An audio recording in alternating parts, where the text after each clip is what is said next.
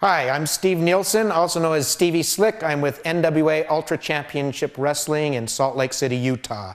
We are a professional wrestling company and a professional wrestling school, whereas people can learn the arts and crafts of professional wrestling. As far as the history of professional wrestling, it's something that's been around a long time. Wrestling as a form of entertainment competition has been around since the dawn of time. However, the professional wrestling as we know it today got its roots in the early part of the 20th century in carnival acts.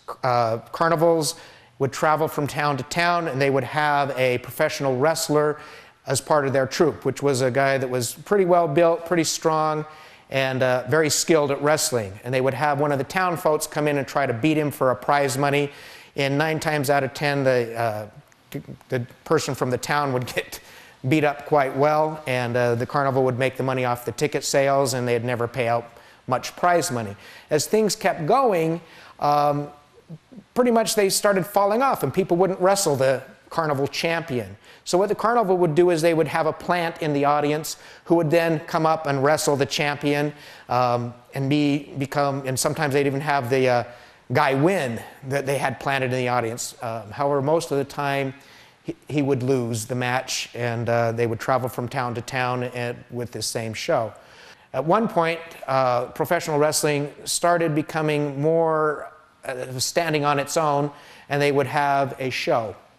And they would sell tickets, and they'd put several wrestlers on the show, and we would come in. During that first stage, the wrestling was pretty rough, pretty real, and more of a competition. As time evolved, it became more and started revolving more into a form of entertainment. And when television got involved in it, back in the early, I'd say 50s, is when television really started coming into professional wrestling, and they started filming the shows, and it became very popular. We had some stars like Gorgeous George is one of the famous ones. He'd basically do quite a dancing act and artistic ballet-type wrestling moves, and was quite the showman.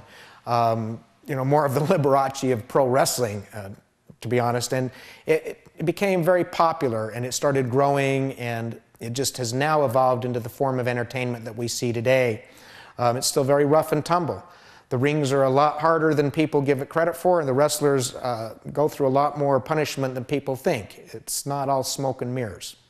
But as far as the history of pro wrestling, I think that's going to maintain as a form of entertainment in one form or another. I mean, the largest grossing event that there ever was for entertainment was this year's WrestleMania. In a one-day event, it grossed over $50 million.